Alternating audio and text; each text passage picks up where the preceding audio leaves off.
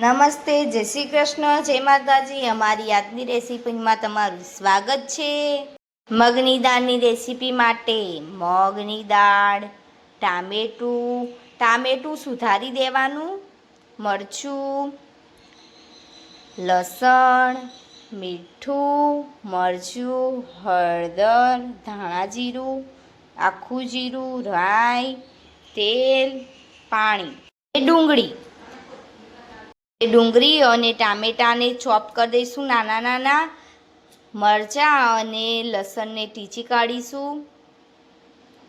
તો મસ્ત fine paste કરી દેવાની ખોયણીથી ટીચીને। અને આપણે દાળ પલાળી દીધી છે 5 મિનિટ માટે ધોઈને, અને બનાવવા માટે 5 મુઠ્ઠી દાળ છે। આ રીતના 5 મુઠ્ઠી દાળ છે મગની દાળ, તો તમે બી વોશ કરવા મૂકી દેજો। 5 મુઠ્ઠી વધારે બનાવશો તો વધી જશે।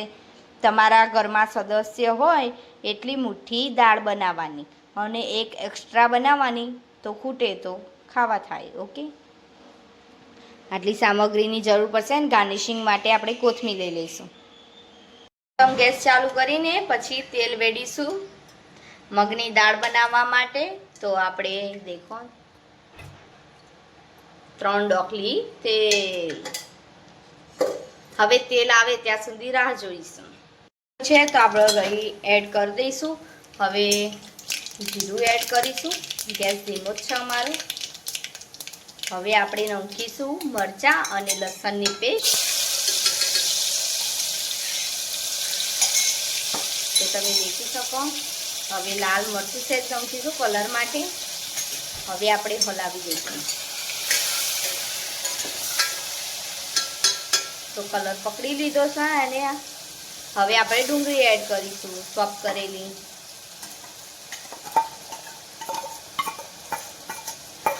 ડુંગળી સેજ શેકાય, સેજ વધારે નહીં, બસ। હવે આપણે ટામેટું એડ કરીશું।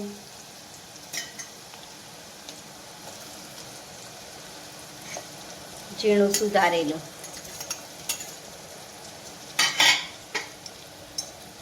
આપણે હવે હલાવી દઈશું એને। એક ડુંગળી એક ટામેટું। હવે આપણે સેજ પાણી એડ કરીશું।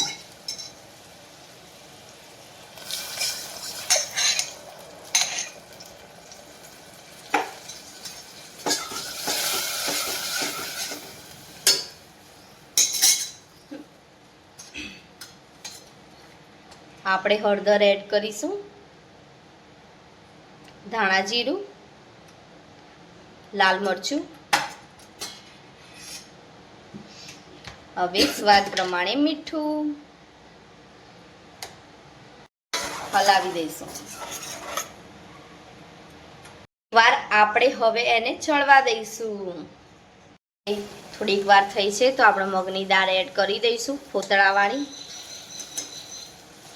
જે આપણે પલાળી હતી।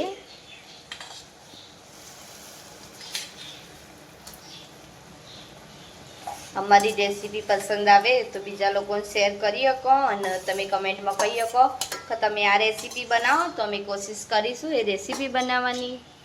તો તમે દેખી શકો મગની દાળ। હવે સેજ પાણી એડ કરીશું। હવે એને હલાવી દઈશું।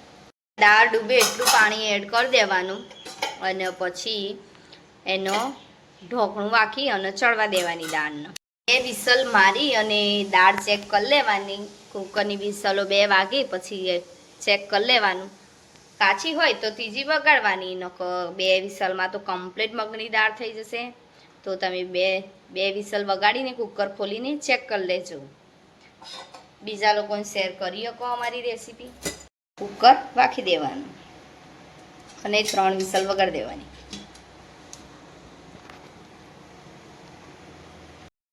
અમે હવે 2 વિસલ વગાડી દીધી છે, અને પછી ધીમા ગેસ ઉપર 5 મિનિટ થવા દીધી દાળ। તો અમારી દાળ રેડી છે। તો હવે અમે આમાં પાણી એડ કરીશું હલાવીને।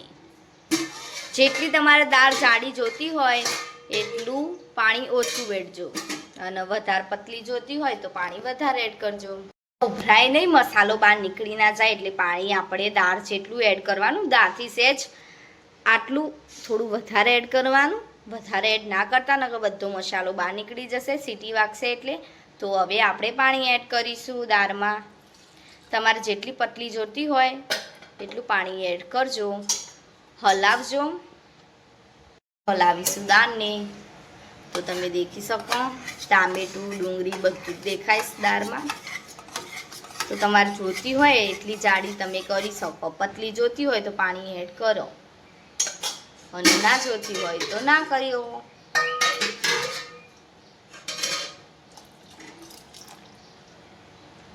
હવે થોડીક વાર ઉકળવા દઈશું.